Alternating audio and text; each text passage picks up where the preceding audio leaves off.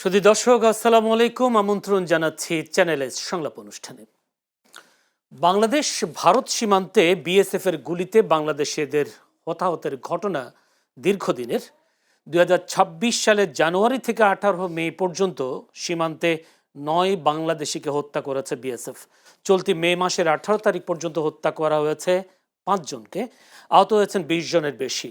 বিভিন্ন সংস্থার পরিসংখ্যান অনুযায়ী 2001 সাল থেকে 2026 সাল পর্যন্ত সীমান্তে পর্যন্ত হত্যা করা হয়েছে 1622 জনকে। এছাড়া বিভিন্ন সময় সীমান্তে বিএসএফ বিজিবির মধ্যে গোলাগুলির ঘটনাও ঘটেছে বেশ কয়েকবার। কিন্তু বর্তমান সময়টাতে পশ্চিমবঙ্গে বিজেপি ক্ষমতায় আসার পর নতুন করে সীমান্তে উত্তেজনা দেখা দিয়েছে। মুখ্যমন্ত্রী শুভেন্দু অধিকারীর উস্কানিমূলক বক্তব্যই এর জন্য দায়ী বলছে দুপাড়ের মানুষ। গেল 18 দিনে বিএসএফ এর গুলিতে নিহত হওয়ার ঘটনার মধ্যে তত 5 জন নিহত হওয়ার ঘটনার মধ্যে সিলেটের গোয়াইনঘাট সীমান্তে বিএসএফ ও বিজিবির মধ্যে গোলাগুলির ঘটনা ঘটে সোমবার। যদিও কোনো ধরনের হতাহতের ঘটনা ঘটেনি, তবে প্রশ্ন হলো কোনো সরকারি সীমান্ত হত্যা বন্ধে কঠোর হতে পারেনি। যেখানে নেপালের মতো ছোট দেশের এক যুবককে সীমান্ত হত্যা করার পর নেপাল সরকারের কঠোর প্রতিবাদের কারণে ভারতকে ক্ষমা চাইতে হয়। স্বাধীনতা এত বছর পরেও কেন বন্ধ হলো না সীমান্ত হত্যা? সমস্যাটা কোথায়? আবার প্রতিবেশী দেশের সাথে ন্যায্য ও সাম্যতার ভিত্তিতে বন্ধুত্ব গড়ার ক্ষেত্রে কতটা সফল হবে বাংলাদেশ, বা কতটা সফল হয়েছিল বাংলাদেশের সরকারগুলো?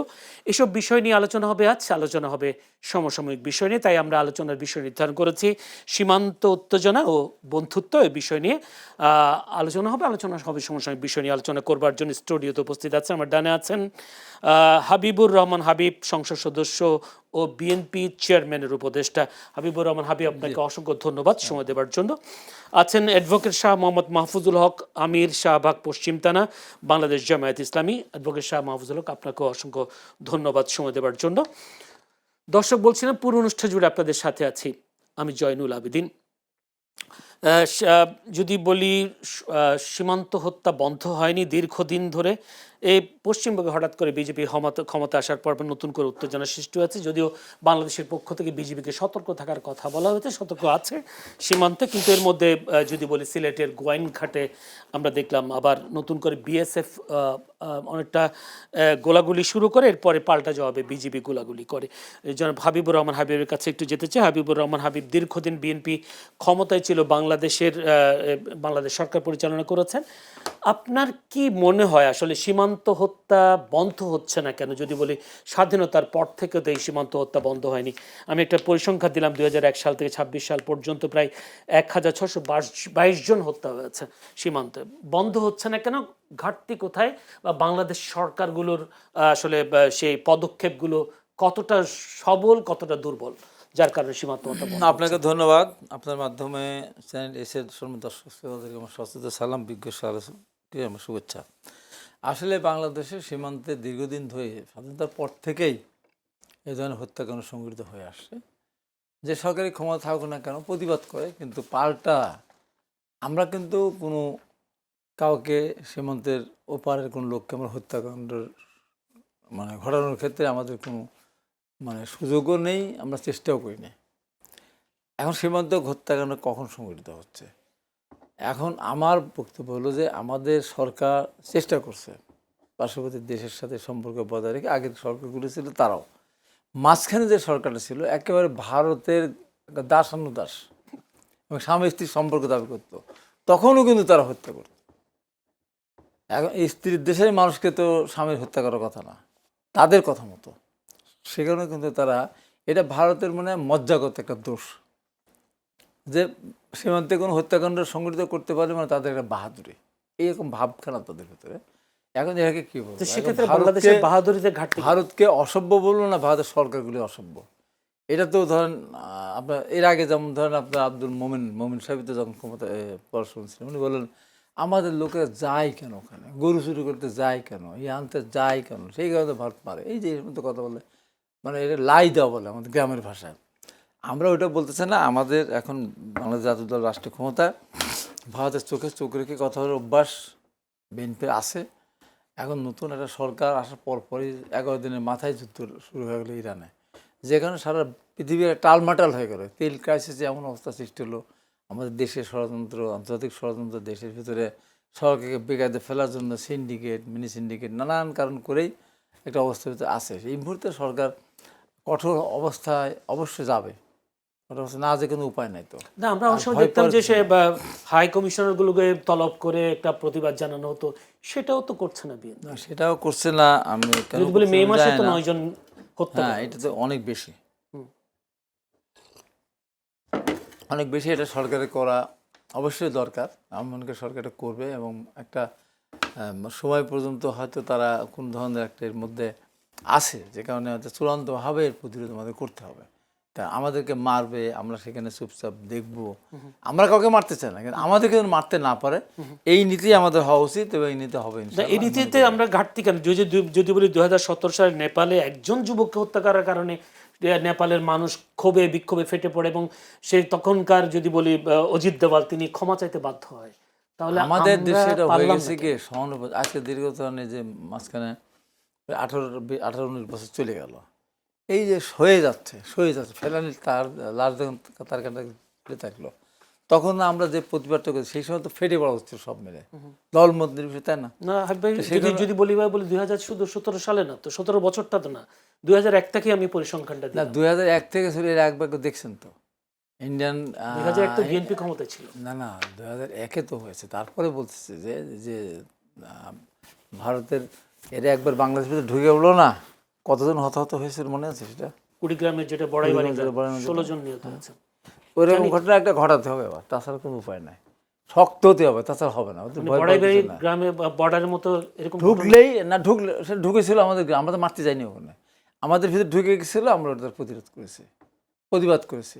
এই প্রতিবাদ করতে গিয়ে হতাহতের সংখ্যা বাড়ছে, ওটা তাদের মনে আছে। ওই মনে থেকে মাঝে মধ্যে তারা আমাদেরকে হত্যাকাণ্ড ঘটিয়ে তারা ওটা আত্মতৃপ্তি তারা পেতে চায়। মানে আপনি বলতে চাচ্ছেন আপনি বিজেপিকে আবার শক্ত হইতে হবে, সরকার শক্ত হবে কিনা সেটা এখনো বলা যাচ্ছে না। যদি শাহ মাহফুজুল হক যদি বলি কলকাতা অর্থাৎ পশ্চিমবঙ্গে যদি শুভেন্দু অধিকারী ক্ষমতা আসার পর বাংলাদেশের জন্য বিপজ্জনক না, আসলে কতটা আদৌ কি বিপজ্জনক কিনা, যদি এরপরেও যে আমরা দেখছি সীমান্ততে যে গতকালকে যেটা বললাম সিলেটের গোয়েনঘাটে বিএসএফ অতর্কিত হামলা চালায় এবং বিজিবি পাল্টা গুলি চালায়, যদি হতাহতের ঘটনা ঘটে, কেন উত্তেজনা বাড়ছে? জি, ধন্যবাদ আপনাকে। আপনার মাধ্যমে শুভেন্দু অধিকারী আমাদের জন্য বিপজ্জনক কিনা? টিভির সম্মানিত দর্শক শ্রোতা মণ্ডলী এবং বিজ্ঞ সমালোচককে ধন্যবাদ জানাচ্ছি, স্বাগত জানাচ্ছি আজকের আলোচনায়। তো যে বিষয়ে কথা হচ্ছে, আসলে বাংলাদেশ এবং ভারতের সাথে প্রায় দীর্ঘ একটা সীমান্ত, প্রায় 4096 কিলোমিটার, 96.7 কিলোমিটার মতো, এবং এখানে পশ্চিমবঙ্গের সাথে প্রায় 2246 কিলোমিটার। আমি ইতিমধ্যে দেখেছেন আপনি প্রায় তারা 563 কিলোমিটার বাকি রেখে বাকিটা এর আগে তারা কাঁটাতারে বেড়া দিয়েছে। এবং শুভেন্দু অধিকারী এখন ক্ষমতায় যখন আসছে বিজেপির সেই এই প্রাদেশিক ক্ষমতায় আসার পরে তারা ঘোষণা দিয়েছে 45 দিনের মধ্যে বাকি কাঁটাতারে বেড়া শেষ করবে। এবং ইতিমধ্যে পশ্চিমবঙ্গে যা হচ্ছে এটা নিয়ে আসলে আমরা তীব্র নিন্দা জানাচ্ছি, আমরা এটা ক্ষোভ প্রকাশ করছি এবং আমি মনে করি সরকারের ব্যাপারে উদ্যোগ নেওয়া উচিত এবং আন্তর্জাতিক মহলেও, বিশেষ করে মানবাধিকার সংগঠনগুলো, আন্তর্জাতিক মহল এ ব্যাপারে আরও সক্রিয় হওয়া উচিত। কারণ হচ্ছে যেভাবে ভারতে আজকে মুসলমানদের উপর নির্যাতন চলছে, ঘরবাড়িতে হামলা হচ্ছে, মসজিদে হামলা হচ্ছে, দাড়ি টুপিওয়ালা বা মুসলমান সে পরিচিত সেটা আপনার ট্রেনের ভিতরে হচ্ছে বা বিভিন্ন জায়গায় ধরে ধরে তাদেরকে নাজেহাল করা হচ্ছে শুধুমাত্র ধর্মীয় পরিচয় করা। যদিও ভারত একটা ধর্মনিরপেক্ষ রাষ্ট্র হিসেবে তাদের সংবিধানে লেখা আছে, কিন্তু বাস্তবে এখন তারা উগ্র সাম্প্রদায়িক রাষ্ট্রে পরিণত হয়েছে এবং সেখানে কোনো কারো হিন্দু স্থান পর হিন্দু যে একটা স্লোগান দিয়ে উন্মাদনা সৃষ্টি করা হচ্ছে ভারতে, এবং এটা দিয়ে তারা ক্ষমতায় আরো পাকাপোক্ত করার চেষ্টা করছে। আপনি দেখেন সরকারের কি পদক্ষেপ দেখছেন এই সীমান্ত হত্যার বিষয়ে?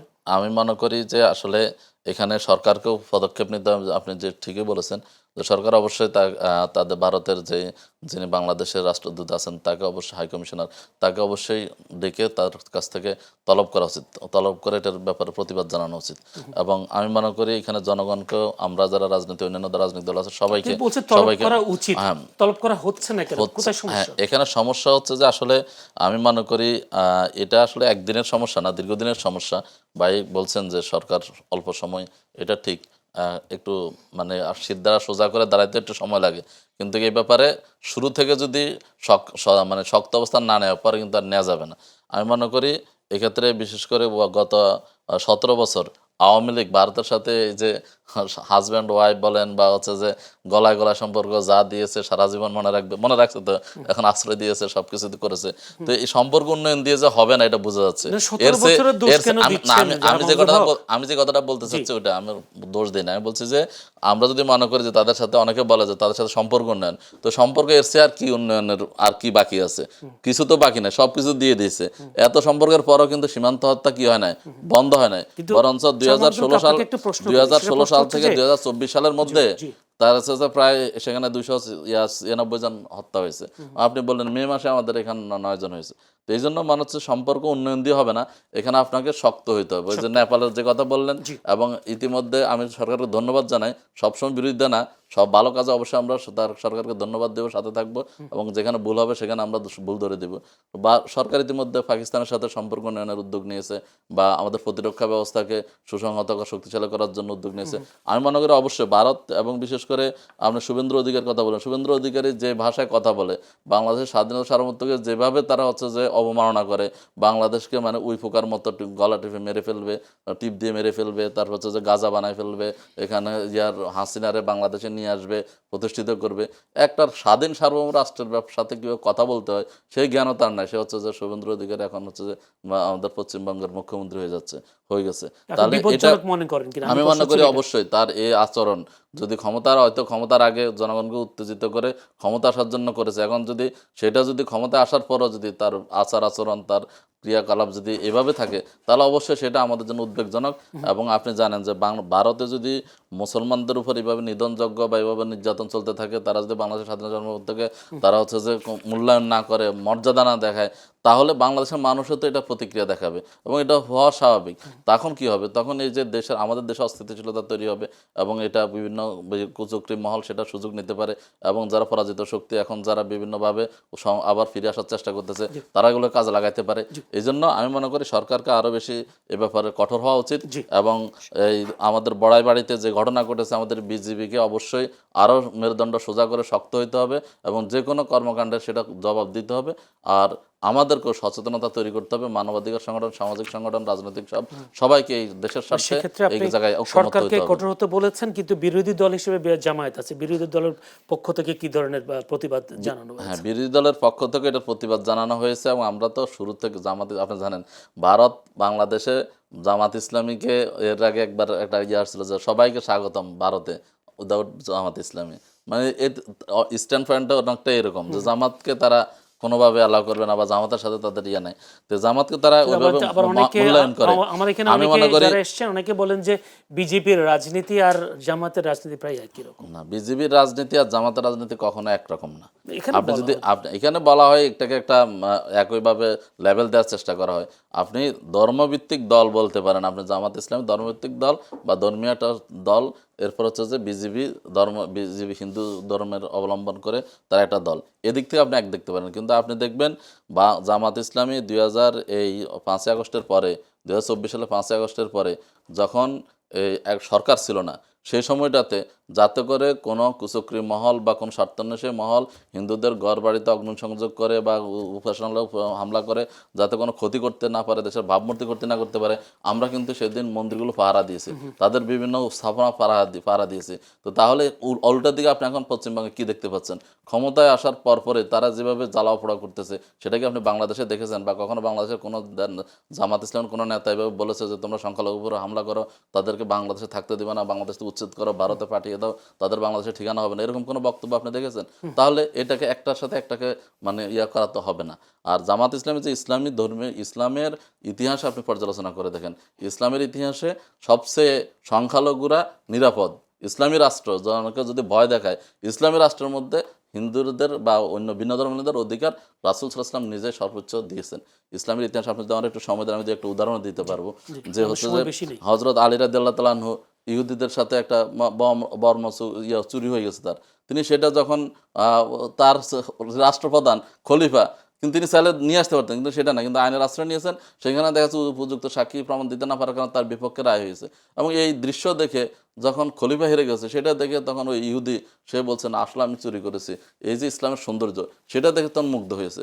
এবং ওমর রাদিয়াল্লাহু তাআলার ঘটনা আছে, বিভিন্ন খলিফাদের ঘটনা আছে। অতএব ইসলামের নামে কোনো সংখ্যালঘুকে হামলা করা বা নির্যাতন করা এটা ইসলামের ইতিহাস না, ঐতিহ্য না। জি, অতএব জামাতকে বিজেপির সাথে একত্রিত করে ব্লেম দেওয়ার এটা একটা অপরাজনীতি। এটা ছাড়া কিছু না। ধন্যবাদ, অসংখ্য ধন্যবাদ জনাব হাবিবুর রহমান হাবিব। আমরা দেখলাম যে যদি বলি 5 আগস্টের পর বা 5 আগস্ট পরে বেশিরভাগ দেখেছি দিল্লি না ঢাকা, দিল্লি না ঢাকা এই ধরনের অসংখ্য স্লোগান দেখেছি। এবার কারিনা কাইসা যিনি জুলাই যোদ্ধা ছিলেন বা তিনি কন্টেন্ট ক্রিয়েটর, কিন্তু তার জানাজার পরেও আমরা দেখলাম দিল্লি না ঢাকা একদল স্লোগান দিচ্ছে। এই দিল্লি না ঢাকা স্লোগান এগুলোর কারণে কি আমাদেরকে সম্পর্কে কোনো ঘাটতি তৈরি হওয়ার সম্ভাবনা দেখেন কিনা, বা যদি আমরা যে বন্ধুত্ব করার পরিকল্পনা করছি এই বন্ধুত্ব করার ক্ষেত্রে কোনো ধরনের ঘাটতি হবে কিনা? আমরা এই স্লোগান না দিলেও ভারতের যে অ্যাটিটিউড বদলাবে না। ওদের অ্যাটিটিউড তখনই বদলাবে যখন আমরা শক্ত হতে পারবো। শক্ত না হলে আমি যেটা বললাম যে স্বামী স্ত্রীর সম্পর্ক থাকার পরেও যদি স্ত্রী দেশের মানুষকে মরতে হয়, জীবন দিতে হয়, আক্রান্ত হতে হয়, এর চেয়ে আর কি সম্পর্ক আমরা করবো? আওয়ামী লীগের সাথে বিজেপির যে এর চেয়ে ভালো সম্পর্ক করার সুযোগ কারণই নেই। সেখানেই তো তারা তাদের মজ্জাগত তাদের বদভ্যাস, সেই কারণে তারা এটা করছে না। আমাদের শক্ত হতে হবে, এখানে দলমত নির্বিশেষে সরকারি দল বিরোধী দল ঐক্যমত হতে হবে। এখানে কোনো ধরনের কোনো মতপার্থক্য থাকা যাবে না, তাহলে ওরা সোজা হবে। ওরা তো আমাদেরকে ওইটাই নিয়ে খেলে। আওয়ামী লীগ বলতে চায় স্বামী স্ত্রীর সম্পর্ক, বিএনপি অন্যান্য দল তার বিপক্ষ অবস্থান নিচ্ছে। একটা জায়গায় তো আমাদের অবস্থান নিতে হবে। আমি তো ভারতের কাছে আমার সমস্ত স্বার্থ বিসর্জন দিলে লোকজন তো আমার কাছে আসবে না। আওয়ামী লীগ যেটা দিয়েছিল এবং সাবেক প্রধানমন্ত্রী নিজে বলেছিলেন, আমি যা দিয়েছি ভারতের চিরদিন মনে রাখবে। না চাইতে দিয়েছে, হয়তো চেয়েছে 1 গ্লাস পানি, দিয়ে গেছে 3 গ্লাস।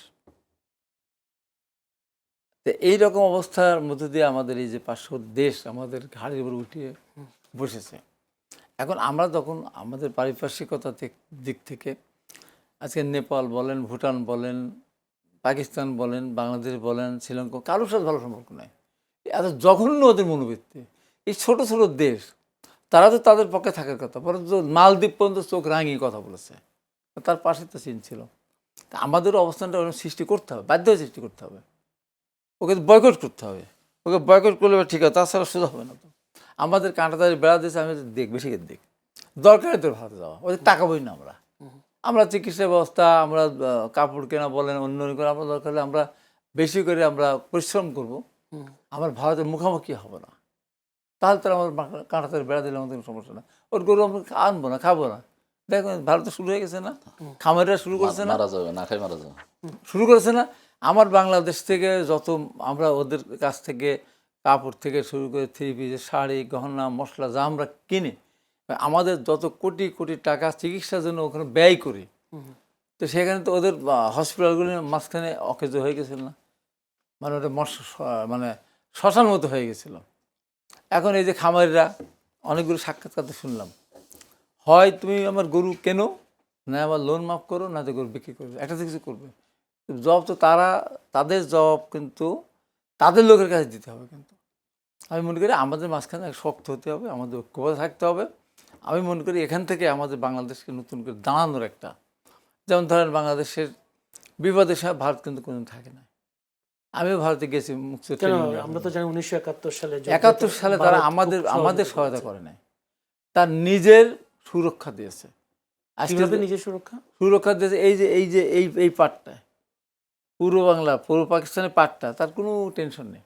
পাকিস্তান যেমন তার পাহারা দিতে হয়, উত্তেজনা থাকে সবসময়, এটা যেন নিষ্ক্রিয়টা হতে পারে, এখানে কাজ কোনো টেনশন না থাকে, সেই কারণে তারা সহায়তা করেছে।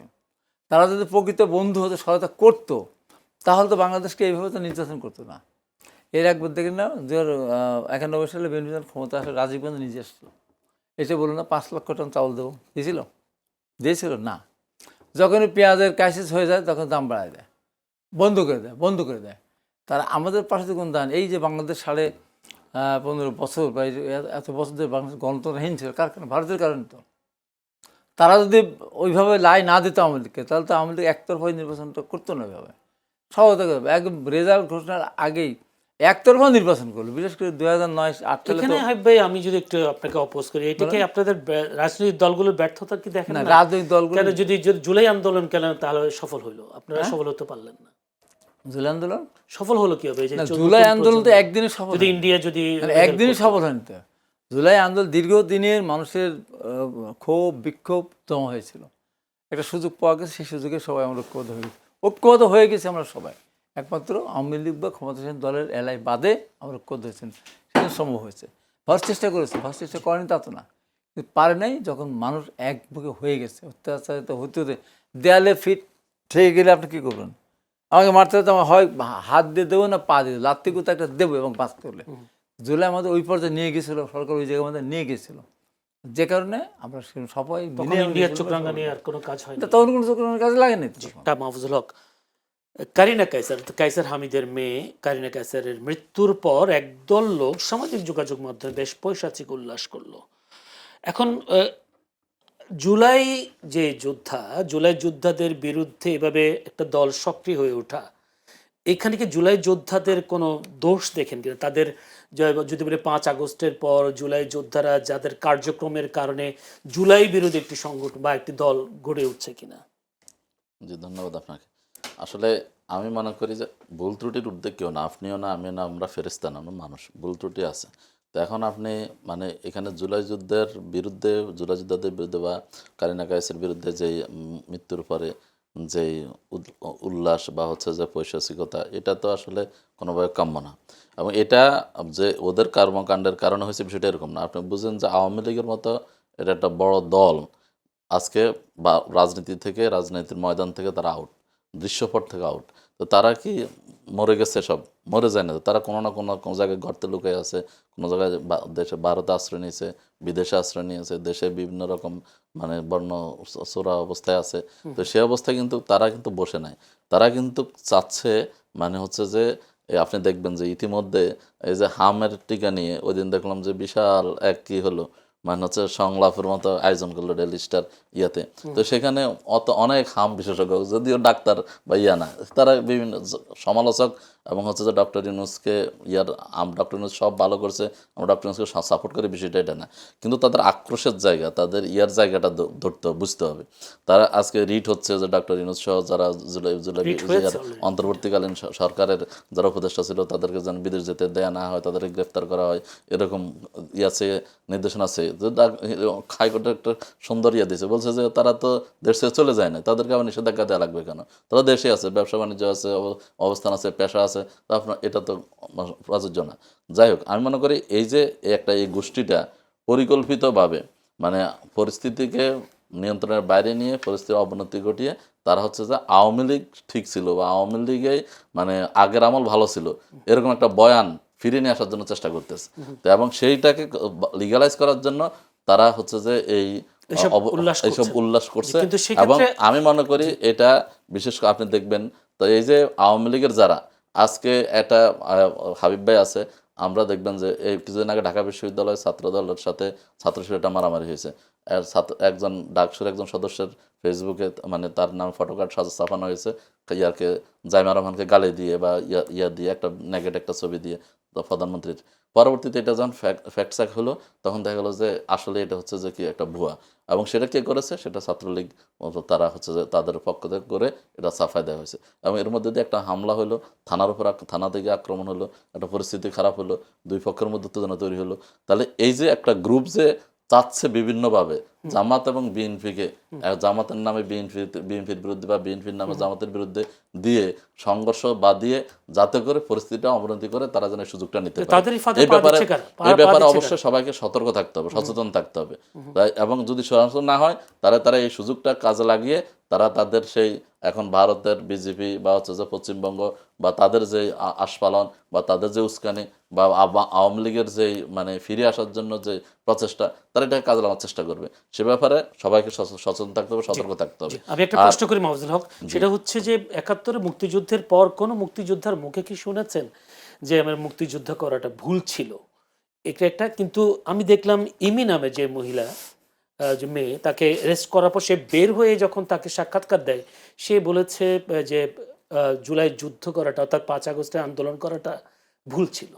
জি, এটা আপনি অনেক, হ্যাঁ, শুধু একজন কেন, অনেকেই বলছে, মানে বিভিন্ন প্রেক্ষাপট নিয়ে বলছে, বিভিন্ন জন আনস্যাটিসফাইড বা স্যাটিসফাইড না হতে পারলে তার প্রত্যাশার জায়গা থেকে, এর জায়গা থেকে বঙ্গবীর কাদের সিদ্দিকী স্বয়ং নিজেই বলছে যে এরকম জানলে আমি মুক্তিযুদ্ধে যেতাম না, মুক্তিযুদ্ধ করতাম না। তার এখন আপনি ইয়ে দিলে পাবেন, সেটা হয়তো একটা প্রাসঙ্গিকতা বা কোনো একটা সাইড থেকে তার প্রত্যাশার জায়গা থেকে, ইয়ের জায়গা থেকে হয়েছে। আপনি দেখেন, এখন আমরা স্বাধীনতার 54 বছর পরে এসেও আমরা বাংলাদেশ আজকে স্বনির্ভর হয়ে মাথা উঁচু করে দাঁড়াতে পারলাম না। আমরা ইয়াতে হচ্ছে ভারতের সীমান্ত হত্যা বন্ধ করতে পারলাম না। এটাই রাজনৈতিক দল হিসেবে বা যারা মুক্তিযুদ্ধ করছেন তাদের কাছে এটা কষ্টের কারণ হয় না? অবশ্যই কষ্টের কারণ হয়। এবং এভাবে আপনি অনেক জায়গাতে আমরা যখন দেখি যে আমাদের গণতন্ত্র এখনো সুসংহত হয় নাই, প্রতি বছর সরকার ক্ষমতা চেঞ্জ করতে আসলে দেখা যায় একটা আমাদের মধ্যে অস্থিরতা তৈরি হয়, কে কীভাবে ক্ষমতা থাকতে পারে, আবার বিরোধী দল কীভাবে আসতে পারে। এই যে একটা অসম প্রতিযোগিতা, এবং এটা নিয়ে আমাদের গণতন্ত্র এখনো প্রাতিষ্ঠানিক রূপ পায় নাই। আমরা আজকে যাদের কাছ থেকে আমরা হলাম, মানে হলো যে স্বাধীন হলাম, তারা আজকে পারমাণবিক শক্তি দেওয়ার, তারা আজকে আমেরিকা ইরান যুদ্ধে তারা হচ্ছে যে মধ্যস্থতাকারী ভূমিকা পালন করে। আমাদের শিক্ষামন্ত্রী আসে বলতেছে তাদের শিক্ষা ব্যবস্থা, আমাদের অনেক কিছু শিক্ষণীয় আছে, অর্জন আছে, তাদের সাথে আমাদের করা উচিত। তো এগুলো অনেককে কষ্ট দেয় না? যারা একটা স্বাধীন, স্বনির্ভর, সমৃদ্ধ ও তাদের চেয়ে উন্নত রাষ্ট্র চেয়েছে তাদের কাছে কষ্ট দেয়। আমি মনে করি এই ক্ষেত্রে জুলাই বিপ্লবের ক্ষেত্রে কেউ হচ্ছে যে তার যে প্রত্যাশা আজকে রাষ্ট্র কাঠামো সংস্কার, এই যে আপনাদের আন্দোলনের সময় কি প্লেকার্ড ব্যবহার করেছিল যে এখানে রাষ্ট্র মেরামতের কাজ চলছে, এখান থেকে যাওয়া যাবে না, ছোট ছোট বাচ্চা শিশুরা কিন্তু এগুলো দিয়েছিল। তো এখন আপনি যদি সেই জুলাই বিপ্লবের যে প্রত্যাশা, ক্ষমতার পরিবর্তন হলো, একটা দল ক্ষমতায় আসলো, ব্যক্তির ক্ষমতায়ন হলো, কিন্তু আপনার সব কিছু যদি সিস্টেম মেকানিজম সব যদি আগের মতো থেকে যায়, আগের মতো স্বৈরতান্ত্রিক সংবিধান থেকে যায়, আগের মতো স্বৈরশাসন আপনার হচ্ছে যে সকল কাঠামো থেকে যায়, কোনো জায়গায় যদি আপনার সংস্কার না হয়, প্রত্যাশা তৈরি না হয়, তাহলে মানুষের মধ্যে এই ক্ষোভ এবং এটা যে এই মানে অসন্তুষ্টি, এটা আরো বাড়তে থাকবে। আপনি কি মনে তাহলে করেন সেটাকে বিএনপি সেই সংস্কারের পথে হাঁটছে? না, বিএনপি তো সরকার সংস্কার যদিও মুখে বলতেছে বারবার যে আমরা প্রত্যেকটা দাড়ি কমা সব কিছু মানে অক্ষর অক্ষরে পূরণ করব, কিন্তু প্রথম দিন থেকে তো তারা সেখান থেকে মানে পিছু হাঁটা শুরু করছে। যেখানে গণভোটের পক্ষে মাননীয় প্রধানমন্ত্রী নিজে মানে ক্যাম্পেইন করেছেন, গণভোটে হাত দেবে, 2টা ভোট দেবেন, একটা ধানের শেষে, একটা ইয়াতে গণভোটে, সেইখানে তো প্রশ্ন ছিল না যে আসলে এটা ঠিক না ব্যাঠিক, প্রশ্নগুলো বুঝেন না বুঝেন, আসলে এটা সংবিধান সংস্কার পরিষদ গঠনটা অবৈধ, এগুলো কিন্তু তারা সব কিছু কিন্তু জানতেন। জেনেও কিন্তু তখন কি করেছেন, তখন মানুষের কাছে ভোট চেয়েছেন, মানুষ তাদের কথার উপর আস্থা রেখে ভোট দিয়েছে। এখন ভোট দেওয়ার পর বলতেছেন না এটা অসাংবিধানিক, এটা আমরা মানি না, এটা হতে পারে না, এটা হলে এই সংবিধানের সাথে যায় না। তো এই আমাদের সংবিধান বিশেষজ্ঞ সালাউদ্দিন সাহেব ওই সময় আপনি দেখবেন যে এখনও ফেসবুক ওনার বক্তব্য ভাইরাল, যে হচ্ছে যে যখন জনগণ চাইবে, যদি হাঁ ভোট বিজয়ী হয়, তাহলে যারা ক্ষমতায় আসবে তারা এটা করতে বাধ্য থাকবে এবং এটা অনুযায়ী সংবিধান সংস্কার হবে। তাহলে এখন কিন্তু উনি আসি বলতেছেন পুরো উল্টা কথা। কেন বলতেছেন এই যে বলে মনে হচ্ছে? এখন এটা ওনারা ভালো বলতে পারবেন, হাবিব ভাই ভালো বলতে পারবেন। আমাকে যদি জিজ্ঞেস করেন, আমাদের যে মূল্যায়ন সেটা হচ্ছে ওনারা ক্ষমতার যে কেন্দ্রীভূত করেন না, মানে এককেন্দ্রিক যে ক্ষমতা রাষ্ট্র ব্যবস্থা, মানে প্রধানমন্ত্রী প্রধানমন্ত্রী যা বলেন সেটাই। আগে শেখ হাসিনার সময় যা হয়তো, যা সমস্যা সবকিছু প্রধানমন্ত্রীর কাছে সমাধান, এখনো সেই কেন্দ্রিক চলে যাচ্ছে। তাহলে এই যে রাষ্ট্র ক্ষমতা যে বিকেন্দ্রীকরণ, আপনার হচ্ছে এই যে সুপ্রিম কোর্ট আলাদা সচিবালয় প্রতিষ্ঠা করা, মানবাধিকার কমিশন অধ্যাদেশ, আপনার গুম অধ্যাদেশ, এই যে গুরুত্বপূর্ণ যে সংস্কারের প্রস্তাবনাগুলো অধ্যাদেশ আকারে এসেছিল, সেগুলোকে তারা কিন্তু নাই করে দিয়েছেন, সেগুলোকে বাস্তবায়ন করেন নাই। তার মানে এখন ওনারা বলেন যে সংবিধান সংশোধন করবেন, আমি মনে করি তারা কি শেখ হাসিনা হতে চায়? তারা ক্ষমতা থাকতে চায়, যে কোনো মূল্যে ক্ষমতাকে দীর্ঘায়িত করতে চায়। জুলাই বিপ্লবের যে চেতনা, জন আকাঙ্ক্ষা বা রাষ্ট্র সংস্কারের যে চাহিদা, যে জন্য এত মানুষ জীবন দিল, আহত হলো, পঙ্গু হলো, এত দীর্ঘ সংগ্রাম করলো, সেই জায়গাগুলোতে আমি মনে করি বিএনপির এখনো সে সুযোগ আছে। সেই জায়গা যদি যান, তাহলে জামাত বিএনপি যদি ধরে নিলাম কোনো কারণে যদি জামাত ক্ষমতা আসলো, বিএনপি বিরোধী দলে গেল, তাহলে কি এই যদি কাঠামো ঠিক থাকে, বিরোধী দল কীভাবে আপনার হচ্ছে ডেপুটি স্পিকার পাবে, সবগুলো কমিটিতে তাদের পাবে, তাহলে তো এই যে এক কেন্দ্রিক উইনিং যে মানে win ক্ষমতা করবে, কেন্দ্রীভূত হতো না। সবকিছু তার নিয়ন্ত্রণে, এবং বিরোধী দল হচ্ছে সবকিছু থেকে আউট। এই যে কোনো মূল্যে ক্ষমতা থাকার যে চিন্তা, এই জায়গা থেকে বের হয়ে তো আমরা সুন্দর একটা রাষ্ট্র কাঠামো উপহার দিয়ে আমরা গণতন্ত্রকে একটা প্রাতিষ্ঠানিক রূপ দিয়ে মানুষের প্রত্যাশার জায়গাটা আমরা পূরণ করতে পারি, অসংখ্য সেই ধন্যবাদ। জায়গাকে গুরুত্ব দেওয়া উচিত। জি শাহ মাহজুল্লাহ, ধন্যবাদ। অনেকগুলো কথা বলেছেন, আমি একটু হাবিবুর রহমান হাবিবের কাছে একটু যেতে চাই। হাবিবুর রহমান হাবিব, দীর্ঘদিন ধরে অর্থাৎ জুলাই বিপ্লবের পরেই বিএনপির বিরুদ্ধে একটা অভিযোগ আছে, জুলাই সংস্কার বিরোধী এরকম একটি অভিযোগ। কিন্তু আমরা দেখলাম চট্টগ্রামে ডাক্তার শাহাদাত হোসেন, যিনি মেয়র, চট্টগ্রাম সিটি মেয়র, সেখানকার যে জুলাই গ্রাফিতিগুলো ছিল সেই গ্রাফিতিগুলো মুছে দিল, এবং সে মুছে দেওয়ার পর আবার দেখলাম দুপক্ষের উত্তেজনা, এনসিপি বিএনপির নেতাকর্মী উত্তেজনা। আবার তিনি বললেন যে আসলে আমরা এগুলো সুন্দর করে লিখবার জন্য আবার এগুলো মুছে দিয়েছি, কিন্তু সেই পিলারগুলোতে দেখা গেছে এড ফর অ্যাডভার্টাইজিং, এরকম লেখাও অনেক পিলারগুলোতে আছে। শেষ পর্যন্ত আবার দেখলাম গতকালকে 144 ধারা জারি হলো, এবং আবার শিক্ষার্থীরা নামলো জুলাই গ্রাফিতি লেখার জন্য। আবার সে ডাক্তার শাহাদ হোসেন নিজেই আবার তিনি গিয়ে আবার সেই গ্রাফিতিগুলো লেখবার জন্য সহযোগিতা করেছেন। তো এখন কি ডাক্তার শাহাদ হোসেন এই কাজ কেন করলো, যে জুলাই সংস্কার বিরোধী, জুলাই বিরোধী এই বিষয়গুলোকে এই মানে অভিযোগে কি তিনি ঘি ঢেলেছেন কিনা? ডাক্তার শাহাদ হোসেন তো বলেছেনই যে আমরা সুন্দর করে লিখবো, কিন্তু বিজ্ঞাপন তো বিজ্ঞাপনের জন্য আবার লেখাও ছিল। না না, বিজ্ঞাপনে লেখা থাকতে পারে, কথা শেষ পর্যন্ত কি উনি যে আসছেন তো আন্দোলনের মুখে আসতে হয়েছে। আন্দোলন তো সব জিনিসতে বাধ্য, রাস্তায় নামার পরে সব জিনিসতে বাধ্য করলেই তো আর বাধ্য হওয়া যাবে না যদি আন্তরিকতা না থাকে। যেমন ধরেন যে আজকে জুলাই সনদে স্বাক্ষর করতে চায়নি জামাত এবং এনসিপি, আগের দিনও চায়নি। পরে যখন বিএনপি অন্যান্য দল আসলো তখন জামাত আসলো, এনসিপি বললো যে আমাদের গাদ্দারি করছে জামাত, রাগ করে চলে গেল কক্সবাজার প্লেনে উঠে। আসার পরে সিগনেচার করলো না, নির্বাচনের পরে কিছু কথাবার্তা বলে সিগনেচার করেছে। তাহলে জামাত এখানে সিগনেচার করলে কিন্তু 5% নারী সদস্যকে নমিশন দিয়েছে, একজনকে গিয়ে দিয়েছে। বিএনপি 5 জন পারে নাই, 5% পারে নাই, দিয়েছে 3.5%, একজনকে জামাত দেন। তাহলে এটা জুলাই মানে জুলাই সনদের বিরোধী, এক সরাসরি বিরোধী প্রতারণা করা জুলাই সনদের। আবার ওখানে বলা ছিল জুলাই সনদে যে দলই বিরোধী দলে যাবে তারা ডেপুটি স্পিকার নেবে। বিএনপি যথাযথভাবে প্রস্তাব করেছে, সেখানে তারা ডেপুটি স্পিকার নিল না।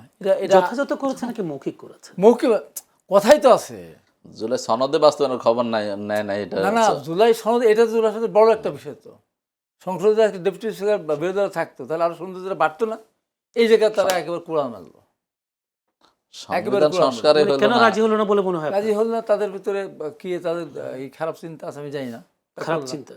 দুইটা তো বড় বড় জিনিসকে তারা ইগনোর করলো। বিএনপি তো একবারে এখনো অস্বীকার কোনটা করেনি। বিএনপি তো বলছে আমাদের বিএনপির সর্বোচ্চ নেতা, দলের চেয়ারম্যান, দেশের প্রধানমন্ত্রী, উনি বলেছেন আমি অক্ষর অক্ষর পালন করবো। হয়তো আস্তে আস্তে 3 মাস হলো, উনি যখন বলে তাও তো 2 মাস হয়ে গেল। এখন তো সংসদ চলছে, কিছু কিছু জিনিস আছে সেগুলো সংশোধন করতে পারে, পরিবর্তন হতে পারে। এখন জুলাই সনদের কথা বা গণভোটের রায় বাসের কথা, তো গণভোট দিয়েছে কারা? গণভোট রায় কারা দিয়েছে? গণভোটের পক্ষে হাঁ বলেছে কারা? বিএনপি। 51% তো বিএনপির ভোট। বিএনপির বেঈমান বিশ্বাসঘাতক মির্জাফররা যদি স্বতন্ত্র প্রার্থী না হতো, বা যারা ওখানে জামাত ইসলামের কাছে টাকা খেয়ে যদি ওই ভোট না দিত, ওরা ওরা হাতে দেয়নি, ওরা দাঁড়িপাল্লা দিয়েছে এবং না ভোট দিয়েছে। ওই বিশ্বাস মানে কারা এরা? বিএনপি যারা বিশ্বাসঘাতক ছিল না, 70 জন বিদ্রোহী ওরা না ভোটে ভোট দিয়েছে মনে হয়। তাই তারেক রহমান যেহেতু বলতে হাঁ ভোট দিতে, তারেক রহমান কথা শুনে যেহেতু আর বসেনি, তবে তার না দেবে এটাই স্বাভাবিক। আর তারেক রহমানের যারা কথা শুনেছে, আপনাদের যে বিদ্রোহীগুলো ছিল এরা না থাকলে জামাত জিততো? প্রশ্নই ওঠে না, আপনি বারবার বলেন প্রশ্নই ওঠে না। জামাত 20টা সিটও পেত না। বিএনপি যদি বিদ্রোহী প্রার্থী না থাকতো, আর বেঈমান বিশ্বাসঘাতকেরা বিদ্রোহী প্রার্থী হয় নাই, যদি সঠিক মতো কাজ করতো দলের এই তথ্যটা আপনার আমার 100, আমি নিজে তার প্রমাণ, তো আমি নিজের প্রমাণ। আমার ওখানে জামাতকে সরাসরি আমার ওখানে বিদ্রোহী প্রার্থী ছিল, দেখেন না, তার মানে জিতলো হলো দাঁড়িপাল্লা, তার পাশ থেকে সব বিচ্ছিন্ন দেখাচ্ছে, তার অফিসের বিচ্ছিন্ন দেখাচ্ছে, খাওয়া দাওয়া হচ্ছে, মৌজ করতেছে। আমার ওখানে মানে একটা আওয়ামী লীগের কোলে উঠে বসেছিল এরা, এখন তারা ওখানে সরাসরি তার নিজের কেন্দ্রে, আমি বলে মানে জামাত আওয়ামী লীগের কোলে বসে, জামাত তো আমাদের ওদের কথা বলছে, আমাদের দলের বেঈমানদের কথা বলছে, আওয়ামী লীগের কোলে উঠে বসেছিল। এখন আমার ওখানে বেঈমান সর্দার একটা আছে, এক্স এমপি, সে বেইমান সর্দারের নিজের কেন্দ্রে জামাতকে ভোট দিতে 1750। আর যে হুন্ডাকে দাঁড় করে রাখলো, আজকে তার ভয় অস্ত্র সহ ধরা পড়েছে এই মাস্তান সন্ত্রাসী বাহিনী। তাকে দাঁড় করে রাখলো, সেও তো প্রার্থী ছিল, সেও বিদ্রোহী প্রার্থী ছিল, এক্স এমপি এবং সে সেন্ট্রাল কমিটির সদস্য। সে তার কেন্দ্রে 17.5 ভোট দিল জামাতকে। আর ওই বিদ্রোহী প্রার্থী যাকে দাঁড় করে তাকে দিল মাত্র 550। আমি ভোট পেলাম 1100 মতো। তো বোঝেন যে বিএনপি যিনি নেতা, জেলারও প্রেসিডেন্ট ছিলেন, এক্স এমপি, সে ভোট দিল জামাতে। এবং আওয়ামী লীগ পুরো বাংলাদেশ চিত্র কি এরকম ছিল? সব জায়গায় একরকম না হয়তো বা, অনেক জায়গায় এরকম। এবং আওয়ামী লীগ, ওখানে আওয়ামী লীগের হলো মেয়র, পৌরসভার মেয়র, জামাতের যিনি ইলেকশন করলেন আমির, ভাবনা 4 যিনি এমপি, তার আপন ভাইরা 5 তারিখে পরিবর্তন হয়ে তার গাড়ি টাড়ি নিয়ে এসে তার বাড়িতে রাখছে। সরাসরি তারা এর পক্ষে ভোট করেছে, জামাতের পক্ষে। তারপরেও হতো না। আমাদের বেইমানগুলো যদি ভোট দিত, শেষ পর্যন্ত জামানত বাঁচাতে, আমাদের বেইমানদের জামানত বাঁচাতে হয়েছে। নিজের কেন্দ্র জিততে হয়, নিজের কেন্দ্রে ভোটও জামাতকে দিতেছে। ঈশ্বর দিয়ে একটা মাত্র কেন্দ্র তার নিজেকে সেকেন্ড হয়েছে, 8 ঘরে একটা কেন্দ্র সেকেন্ড হয়েছে। জি, তো এরা যদি না এই কাজ করতো, জামাত 20টা সিট পেত না। এই জায়গায় একটু থামাবো। 20টা সিটে পেত না। জি। এবং দেখেন আজকে উনি যে কথাটা বলেন যে তারেক রহমান যদি না, উনি একটা অভিযোগ করছে আপনারা আওয়ামী লীগের পথে হাঁটছেন। আমরা আওয়ামী লীগের পথে হাঁটতে মানে আমরা ওই পথ আমরা হাঁটবো না, আমরা আওয়ামী লীগ না। এবং উনি যেটা বললেন যে তারেক রহমান যদি একটা করে হাঁ ভোট দিতে বলেছেন, একটা করে ধানসিঁড়ি ভোট দিতে বলেছেন। তারেক রহমান যদি বলতেন যে একটা করে না ভোট দেন এবং একটা করে ধানসিঁড়ি ভোট দেন, তাও মানুষ তাই দিত। কিন্তু আজকে যে 51% না, অবশ্যই না, প্রতারণা আমরা করিনি এখনো। এর দুইটা বড় বড় জায়গায় এ বাবাকেও খুন করলো, মাকেও খুন করলো। আমি ভাই অসুস্থ হয়েছে, তাকে একটু দেখতে দেরি হলাম, আমি হয়ে গেলাম খুনি। আর বাবা মা দুজনকে হত্যা করার পরে উনি হলেন ফেরেশতা। জামাত তো দুইটা, বাবা হলো আপনার হলো 5% নারী সদস্যকে একটা নমুনা, এটা বাবা, আর মা হলো ডেপুটি সেক্রেটারি, এটা হলো মা। তারা সেই দুইটাকে হত্যা করার পরে তারা আমরা বলতেছে আমার ভাই চিকিৎসা আমি করাবো, আর ভাইকে ফেলে দেয়নি, আমি আন্ডার ট্রিটমেন্ট আছে। আমি আপনাকে প্রশ্ন করি, সেটা হচ্ছে স্বরাষ্ট্রমন্ত্রী সালাউদ্দিন আহমেদ যিনি সংসদে বলেছেন যে আসলে ওই সময় ভোট দেবে না জেনে আমরা জুলাই সনদের শর্তগুলো মেনে নিয়েছে। তাহলে এইটা সালাউদ্দিন সাহেব কিভাবে বলতে গিয়ে কিভাবে মুখ ফুসকে বলছেন, না ইচ্ছাকে তো বলছেন, এটা তার ব্যাপারে উনি স্বরাষ্ট্রমন্ত্রী, উনি দলের স্থায়ী কমিটির সদস্য, তার বক্তব্য আমি বলতে পারবো না। কিন্তু এইটা আমরা ওই প্রতারণা আমরা করতে চাইনি। আমরা ওই প্রতারণা করতে, আমরা ভোট দিবে নাই বা কেন? ওই সরকারের তো দায়িত্বই ছিল, কর্তব্যই ছিল যে ভোট একটা দিবে। দ্বিতীয় প্রশ্নটা একটা করি, সেটা হচ্ছে আপনি বলছেন জামায়াত বা আবার বিদ্রোহীরা আওয়ামী লীগের কোলে ছিল নির্বাচনের সময়, কিন্তু আমরা দেখলাম চট্টগ্রামের সাবেক মন্ত্রী ইঞ্জিনিয়ার মোশাররফ হোসেনের জানাজা শেষে না আমি জামাতকে বললে আওয়ামী লীগের কোলে ছিল, বিদ্রোহীরা, আমাদের যারা বিদ্রোহী তাদের জামাত বিএনপি আওয়ামী লীগের কোলে ছিল। কিন্তু ডাক্তার শাহাদাত হোসেন তিনি তো আর বিদ্রোহী না, তিনি দেখলাম ইঞ্জিনিয়ার মোশাররফ হোসেনের জানাজায় গিয়ে জানাজা শেষে তার পিছনে ছাত্রলীগ বা আওয়ামী লীগের ছেলেমেয়েরা জয় বাংলা স্লোগান দিচ্ছে, উনি হেসে হেসে বেরিয়ে চলে আসছেন। তাহলে কি এই বিষয়টাকে কিভাবে দেখবেন? এই বিষয়টা খুব পরিষ্কার। আপনারা কি আওয়ামী লীগকে প্রশ্রয়? না আওয়ামী লীগকে প্রশ্রয় আমি পরিষ্কার। ইঞ্জিনিয়ার মোশাররফ সাহেব ইঞ্জিনিয়ার মানুষ, সজ্জন মানুষ বলেই জানতাম। যখন ইঞ্জিনিয়ার মোশাররফ সাহেব বললেন যে এরকম যুদ্ধ করেনি, তারপরে তার জানাজায় যাওয়াই তো ঠিক করেনি। ছাত্রলীগ তো তার পিছনে হেসে হেসে স্লোগান দিচ্ছে, জয় বাংলা হাসতে হাসতে, ওই যাওয়াই তো ঠিক করেনি। ওই বক্তব্য শোনার পর ইঞ্জিনিয়ার মোশাররফ জানা যাওয়ার সাধারণ ঠিক করেন, ভুল করেছে, অবশ্যই ভুল করছে। এই কথা বলা যে বলে যে জিয়াউর রহমান যুদ্ধ করেনি, তার জানা যে আমি কেন যাবো, কোন কারণে যাবো? সাদাতকে আওয়ামী লীগ মেয়র বানিয়েছে না, কেউ বলছেন সামনে মেয়র নির্বাচন, আওয়ামী লীগ ভোট দিবে তাকে? প্রশ্নই ওঠে না। আওয়ামী লীগ অবশ্যই ভোট দেবে না তাকে, আমাদের ভোট দেবে জামাতকে। একটু যাই জামাত, শাহ মাহফুজুল হক, সেই একই জানা যায় আপনাদের একজন নেতা গিয়েছেন সাইফুর রহমান, তিনিও কি আসলে কি তাকে ভোটের কোনো হিসাব টিসাব করতে গেছেন? তিনিও তো মিরেশ্বরের প্রার্থী হয়েছিলেন সম্ভবত সাইফুর রহমান, তিনিও ওই জানাজায় গিয়েছিলেন। তাহলে কি সবাইকে আওয়ামী লীগকে কাছে টানতে চায় বা আওয়ামী লীগকে প্রশ্রয় দিতে চায়? যেহেতু আপনারা বলছেন তাদের কার্যক্রম নিষিদ্ধ, এই নিষিদ্ধ দলগুলোকে আবার আপনারা সামনের দিকে নিয়ে আসেন। তা এই সাইফুর রহমানও ছিলেন যখন জয় বাংলা স্লোগান দেওয়া হচ্ছিল। না, আমি দুইটা বিষয় দুই দিক থেকে আমি ব্যাখ্যা করবো। প্রথম বিষয় হচ্ছে যে এটার সাথে আমি কোনোভাবে আমি এটা চাই না। হাবিব ভাই যেটা বলছেন যে বিশেষ করে ওই ইঞ্জিনিয়ার যে মোশাররফ সাহেব, তিনি ওনার সময় ওনার নির্দেশে জামাতের উপজেলা আমিরকে মানে হচ্ছে যে তার বাড়িতে ঢুকে তাকে যেভাবে মানে একদম পঙ্গু করে দেওয়া হয়েছে, বেচারা এখন পর্যন্ত মানে তার স্বাভাবিক জীবনযাপন করতে পারতেছে না। অসংখ্য ঘটনা আছে। মানে আওয়ামী লীগ মানে অনেকে আমরা বলে অমুক ভালো তমুক ভালো, কিন্তু তাদের এই যে যে অত্যাচার, যে নির্যাতন, যে আয়নাঘর থেকে শুরু করে তারা গুম খুন যা করেছে আওয়ামী লীগের 17 বছরে, তারা কেউ কি এটার প্রতিবাদ করেছে কিনা, কেউ এটা থেকে পদত্যাগ করছে কিনা, বা নেত্রীর সামনে দাঁড়িয়ে এটা অন্যায়, এটা মানে হচ্ছে যে কোনো কাম্য না, এটা বলে নাই তো। তাহলে এটার প্রতিবাদ করে না, তারা যেটা দোষ সেই অপরাধগুলোকে তারা সাপোর্ট করেছে এবং সেটাকে কার্যকর করার জন্য ময়দানে তারা ভূমিকা রেখেছে। তাহলে গেলেন অতএব কেন? তাহলে গেলেন যিনি কেন? গেছেন আমি সাপোর্ট করি না এবং আমি এটাকে সমর্থন করি না। আমি ওনার এই জায়গা থেকে উনি কোন বিবেচনায় গেছেন, কেন গেছেন, এটা ওনাকে জবাব নেওয়া উচিত বা উনি জবাব দিবেন। এখন সেটা হচ্ছে যে অবশ্যই কাম্য। আর এখন না, অন্য বিষয়, আবির ভাইয়ের মতো আপনি কি বলবেন কিনা ওনার ভুল ছিল ওই যাওয়াটা? না আমার দৃষ্টিতেও ভুল, ওনার দৃষ্টিটা উনি বলবে, আমার দৃষ্টিতে এটা ভুল যে উনি এটা যাওয়া। অনেক লোক, আমাদের অনেক নেতাকর্মীরা কষ্ট পেয়েছে। ওই পরিবার, যে পরিবার এখনো হচ্ছে যে তার সেই ক্ষত বয়ে বেড়াচ্ছে, এখনো হাঁটতে দাঁড়াইতে পারতেছে না, এখনো সেই মৃত্যুর সাথে পাঞ্জা লড়ছে, সেই লোকের এই দৃশ্য যখন দেখে তাদের কাছে কি জবাব? তাদের চোখের পানি তো মুছতে পারবে না। শেষ আমি ওই প্রশ্নটার উত্তরটা যদি হাবিব ভাই বলছেন যে তাদের বিদ্রোহী দলের যদি সহযোগিতা না করতো জামাত 20টা সিটও পেত না। না, আমি হাবিব ভাইকে ধন্যবাদ জানাই দুইটা। হাবিব ভাই প্রথম বলছেন যে এই কি বলে আমাদের মাননীয় স্বরাষ্ট্রমন্ত্রী এই প্রতারণার যে বক্তব্য দিয়েছেন, তাহলে মানে স্বীকার করে নিয়েছেন যে আসলে ওনারা প্রতারণা করেছেন। কারণ হচ্ছে যে না, আমি সেটা বললেন না, আমি বলছেন কোন হিসাবে কোন না, আমি ওই প্রতারণা যাইতে চাই না, আপনি বলছেন একটু আপনার বক্তব্যের মধ্যে আপনি এটা বলছেন। আমরা প্রতারণা করি না তো, আমরা বলছি কিন্তু তো আমরা উনি বলছেন যে উনি একদম সংসদে দাঁড়িয়ে বলছে যে আমরা যদি এটা না বলতাম তাহলে ভোট দিত না, বা ভোট না দিলে আমরা সরকার আসতে মানে এই যে প্রক্রিয়াটা, তো এটা ওনাদের এতটুকু রাজনৈতিক দল হিসেবে আমি বলি স্বরাষ্ট্রমন্ত্রী কি উনি তো সব ব্যাখ্যা দেন ইয়াতে দাঁড়ায়।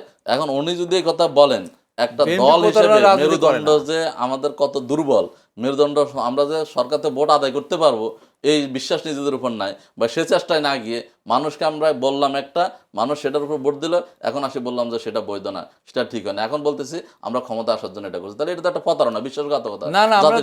এটা কোনোভাবে তো ইয়ে হইতে পারে না দলের। আমি মনে করি এটার জন্য অবশ্যই তাদের খেসারত দিতে হবে। এরপরে আপনি আরেকটা বিষয় বলছেন বা এক ভাই যেটা বলেন আসলে তো এখন আপনি দেখেন আমি বলি যে ভাই যেটা বলছেন এটা তো তার মানে ওনার দলের উপর নিয়ন্ত্রণ নাই, ওনাদের দল যে মানে ওনাদের নিয়ন্ত্রণের বাইরে, এটা প্রমাণ পায়। আজকে ধরেন আজকে ধরেন এই যে ছাত্র দল কমিটি দেয়, এরপর হচ্ছে যে নাসির শাহ সবার কি হয় কুশপুত্তলিকা দেওয়া হয় এবং হচ্ছে অবাঞ্ছিত ঘোষণা করে। তার মানে দলের কি অবস্থা, দলের দিকে নজর দেওয়া হচ্ছে, দলের মানে ওদের কেন্দ্রে সেই নিয়ন্ত্রণটা নাই। এখন হয়তো কি হইতো না, জামাত কি হইতো, এটা একটা নির্বাচনে জামাত অংশগ্রহণ করছে, জনগণ ভোট দিয়েছে, জামাত ভোট পাইছে, এখন ওনারা একটা ব্যাখ্যা তো আপনি আপনার মতো করে দিতে পারেন। এখন এই যে আপনি মানে তার মানে হচ্ছে আপনার দলের উপর আপনার নিয়ন্ত্রণ, আপনার কর্মীরা আপনার কথা শুনে না, তো যারা আপনার কথা শুনে না, যারা আপনার নিয়ন্ত্রণ না, তারা তো আপনার কর্মী না, তারা আপনার ভোটার না, তারা নিশ্চয়ই ওই যার কথা শুনে তার ভোটার, তার এটা দিয়ে তো আপনি ইয়ে করতে পারবেন না, মানে আপনাকে জাস্টিফাই করতে পারবেন না। জামাত কি হতো, জামাত 1991 সালে যখন মানে এই ভাইরা যাদেরকে নিঃশর্ত ইয়া দিয়ে সমর্থন দিয়ে ক্ষমতায় এসে সরকার গঠন করার সুযোগ দিছে, কোনো মন্ত্রণালয় নেয় নাই, সেই সময় জামাত 18টা আসন পেয়েছে। অতএব জামাত কারো দয়া করুণা নিয়ে যুক্তি আছে, তারা বলছে তারা জাতীয় পার্টির সাথে যেতে পারতেন, কারা জাতীয় ভুল তো বিএনপি তো জাতীয় পার্টি তো যায় নাই, জাতীয়টা আগে তো আওয়ামী লীগকে সমর্থন করে দিয়ে বসে আছে, জাতীয় পার্টি তো কারাগারে, এরশাদ তো তখন কারাগারে। তো তার এরশাদ শেখ হাসিনা ওই যে কিছুদিন আগে আমাদের একজন ইয়ে বলছেন, বুদ্ধিজীবী বলছেন যে শেখ হাসিনা এবং খালেদা জিয়া বিএনপি আওয়ামী লীগ গোলাম আজমের পা ধরে তখন কি কদমবুসি করেছেন কি জন্য, সালাম দিয়েছেন কি জন্য, সমর্থন পাওয়ার জন্য। কারণ হচ্ছে যে যদি জামাত যদি আওয়ামী লীগকে সাপোর্ট দিত তাহলে জামাত, জাতীয় পার্টি এবং আওয়ামী লীগ মিলে সরকারে চলে আসতো। কারণ ওদের তো হচ্ছে 142 মানে 142-এর মতো, 140 আর বাকি সবগুলো মিলে হচ্ছে যে তারা সরকার গঠন করে। তো সেই জায়গায় জামাত কিন্তু একটা মন্ত্রণালয় নেয় না, কোনো সুযোগ সুবিধা নেয়, বলছে আপনারা চালান, দেশটা ভালোভাবে চালান, আমরা আপনাদেরকে সমর্থন দিচ্ছি। এবং জামাত যে 18টা আসন পেয়েছিল সেই আসন পাওয়ার ক্ষেত্রে বিএনপি সমর্থন ছিল। যেখানে যেখানে জামাত দুর্বল সেখানে বিএনপি সমর্থন দিয়েছিল, খুবই হাস্যকর যেখানে একটা যুক্তি যেখানে দিলেন ভাই। অযুক্তি না, যেখানে বিএনপির শক্তিশালী জামাত এটার কোনো ভালো আমি বলি না। তারপর তার প্রমাণ হলো কি জানেন? তার প্রমাণ হলো যে 96 সালে যখন বিএনপিকে বাদ দিয়ে নির্বাচন করতে গিয়েছেন তখন ওনারা আসন পেয়েছেন কয়টা? 30টা না এতগুলো করতে দুইটা না তিনটা পেয়েছে। হ্যাঁ, তাহলে কিন্তু বিএনপি পেয়েছিল 116টা এবং 2001 সালে 96 সালে জামাত সমর্থন না দিলে তো না, না, সরকার গঠন করতে 96 পারে না, সালে এটা তো প্রমাণিত হয়েছে। না না ওটা সে তো 18টা সিটই তো পেত না। না, এবং 54 বললাম তো। 54 বছর ইতিহাসে জামাত সিট পেয়েছে 53টা, তারপরে 17টা আর 18টা বাদ দিলে সারা দিন বসে ওইটা করে ভোট পেয়েছে। বিএনপি সমর্থন ছাড়া জামাত ইসলামকে বাদে যদি বিএনপি 2001 সালে নির্বাচন করতো তাও বিএনপি সংগঠন অর্জন করতে পারতো। এবারও কি তার বিএনপি প্রমাণ। সমর্থন করেছে? কোন এই যে 77টা পেল। না, এবার তো বিএনপি সমর্থন করে। বিএনপি বিদ্রোহী না, বিদ্রোহীরা সমর্থন সমর্থন হলো করেছে। আমারও কিন্তু আমি কাগজ খোলা আমাকে বলে দেবো। এবং এইবার কোন নির্বাচনে বিএনপির বিদ্রোহী প্রার্থী ছিল না, আপনি একটা বলেন। এত বিদ্রোহী প্রার্থী ছিল না, না ছিল না, এত বিদ্রোহী প্রার্থী ছিল না, এবং জামাতকে সমর্থন করেনি তারা।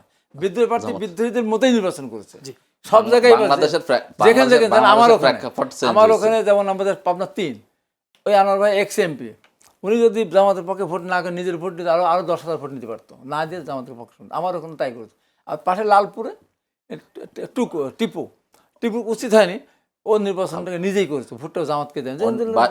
হাবিব ভাই অন্যদিকে দোষ, অন্যদিকে আমার দোষারোপ কথা না হলো করে হাবিব জামাত ভাই ইসলাম যারা জামাত আরিফাল্লাহ না, ভোট না। দিবে, দানাশে ভোট দিবে, তাদের জিব্বা কেটে নিতে চাইছে। না, না, আমি তার এইটা একটা মিথ্যা কথা। এসব বক্তব্য ভালো এই হবে তোবা না, তোবা পড়তে হবে ভাই, এই যে মহিদুল তোবা পড়তে হবে। আমি ওই কথা কোনোদিনও আমি বলছি আছে তো, আমি না ভাইরাল হয়েছে এটা মিথ্যা বক্তব্য। কথা। এই বক্তব্য ভাইরাল হয়েছে এইটা আপনার। যদি প্রমাণ কেউ করতে পারবে, কোথাও বলেছি যারা দাঁড়িপাল্লে ভোট দিয়ে জিব্বা কেটে ফেলা, তারা আমি আসমান জমিনের ভিতরে যত ধরনের অত্যাচার করার ইকুইপমেন্ট আছে সব আমাকে দিয়ে আমার উপর চালাক, আমি প্রতিরোধ করবো না। আমি বলেছিলাম কোনটা? আমি বলেছিলাম যারা আমি বলেছিলাম যারা দাঁড়িপাল্লা, যারা নৌকা ধানের শীষকে নৌকা ধানের শীষ 2 সাপের একই বিষ, নৌকার সাথে যেহেতু তুলনা করতেছে, তখন এই তুলনা করলে তাদের জিব্বা কেটে ফেলতে আমি বলেছি। কিন্তু যদি এটা বলাটা কি ঠিক হয়েছে? 100% ঠিক, কেমনে ঠিক? 100% আইন ঠিক। হাতে তুলে নেওয়ার জন্য না না, আমি বলেছি তো, আমি নিজে কাটতে চাইনি তো। না, জিব্বা- এবং জিব্বা এটা ঠিক না না আছে। জিব্বা কাটা কি এটা কি কেন ভালো কেন সংস্কৃতি? কেন বলবো? আমি মেজর রফিক, আরে ভাই এখন তো মেজর রফিক, আইন যদি আরে হাতে আমার তুলে নেয়, ইতিহাসটা তাহলে জানতে কি হবে তো। থাকবে? মেজর রফিক যখন স্বরাষ্ট্রমন্ত্রী 96 সালে স্বরাষ্ট্রমন্ত্রী, তখন মেজর রফিক যখন অ্যানিল বাহার বলেছিল যে পুলিশকে রাইফেল দিয়ে গুলি করতে গেছে, পুলিশ আত্মরক্ষা টেস্টাল মেরেছে, সংসদে এই কথা বলেছিল মেজর রফিক, আপনি যে অন্যায়টা করেছেন যাতে সংসদে বলে প্রেসের সামনে বলতাম না, পারিবারিক বলে আপত্তি করতাম না, তার জন্য আপনার অপরাধের শাস্তি আপনার জিব্বাটা কেটে কালো কুত্তা দিয়ে খাওয়াই দেওয়া। শাস্তির পরিমাপটা এটা, আমি কাটতে বলি না, শাস্তির পরিমাপ এটা আমি এখানে বলেছি। এটা কি আপনি বলেন বাংলাদেশের আইনে কোনো অবশ্যই জায়গায় আছে এটা? এইটা জিব্বা ডিকশনারিতে কেটে নিয়ে আসা হবে। জিব্বা কেটে এইরকম কোনো আইন কি বাংলাদেশে অবশ্যই কোনো ইয়েতে আমি আছে? বলেছি। আপনি বলেন ধানের শীষ, সাবের বীজ, ধানের শীষ 1 লক্ষ বলবো না, কিচ্ছু বলবো না, কিচ্ছু বলবো না। কিন্তু আপনি যখন বলবেন নৌকা ধানের শীষ 2 সাবের একই বীজ, তখন তো আমি নৌকার সাথে বলবোই না। তুলনা করতে গেলে আমি তুলনা কেন করবেন? আমাকে যদি কেউ বলে তুলনা করলে কি আপনি এটা বলতে পারেন না কিনা না, আমি যে বলতে পারি না, আমি জিব্বা বলছি যে কেটে শাস্তি নেওয়ার এটা জন্য, আমি জিব্বা বলতে কেটে পারি। নেওয়ার জন্য। আমাকে যদি দেখেন বলে আমি আজকে কেউ বলি, যদি অপরাধ করে আমি তার আজকে জন্য বলি, আপনি আইন মামলা আজকে করতে পারেন। শুনুন, আমি তাকে আজকে আইন বলি হাতে তুলে নেওয়ার জন্য না, না, আইন হাতে নেতা কর্মীদেরকে আমি বলেছি আপনি উত্তেজিত আপনি করতে কথা পারেন না, আর দিতে স্লোগান নাই, পারেন না। আর স্লোগান নাই। না, যে স্লোগান দেয়, না, স্লোগান দিলে কি নাই। আপনি এই জন্য আপনি যখন শোনেন, আপনি যখন 1 2 3 4 শোনেন 1 2 3 4 তারেক রহমানের ঘাড়ে মান না কি একটা বলে, আমি তো ওকে 2 ভাগ করে দেওয়া উচিত।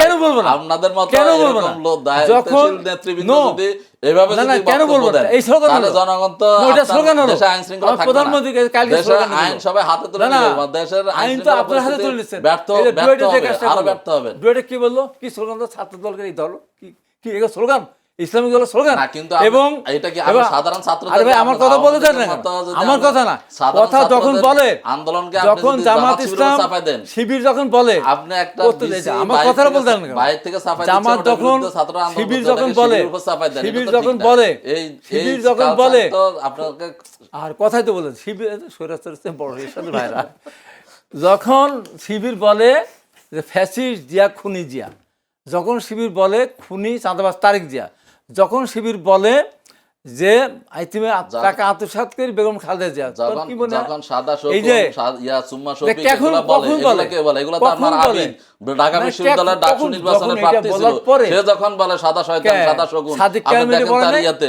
কি বলছে সাদিক সাদা কামিল- কাম তো আমরা সাদিক কামিল সেটাকে এই কথাগুলো বলেছে। উদাহরণ টানেন না। সাথে আমরা একবারও বললাম প্রথম দিনে দুজনে আমাদের- দুজনকে পরে অসংখ্য ধন্যবাদ। জামাত যে অন্যায় আমার করছে, দাঁড়িয়ে এটা জামাত বলছে যে যে অসভ্যতা জাইমা করছে, রহমান আমার যে অসভ্য মেয়ে, স্লোগান যারা দিচ্ছে, বলছে তার বিরুদ্ধে এর ব্যবস্থা জবাব নেন। জামাত কিন্তু আপনাদের জামাত পক্ষ থেকে এই কথা ভবিষ্যতে বলার পাবে। সুযোগ পান না এখন এবার কোনো পেয়েছে সহযোগিতা তো করেন না। বিএনপির বিদ্রোহী প্রার্থীদের তার হিট পেয়েছে তো আগেবার দেখেন যদি এইভাবে জামাত চলতে থাকে কোথায় কি অবস্থান দাঁড়ায় দেখেন যে অবস্থা। ধন্যবাদ সবারই দুজন দেখা উচিত। অসংখ্য ধন্যবাদ দুজনকেই। দর্শক এতক্ষণ আলোচনায় ছিলেন হাবিবুর রহমান হাবিব, সংসদ সদস্য, বিএনপি চেয়ারম্যানের উপদেষ্টা, এবং সেই সাথে অ্যাডভোকেট শাহ মোহাম্মদ মাহফুজুল হক, আমির শাহবাগ পশ্চিম থানা, বাংলাদেশ জামায়াত ইসলামী।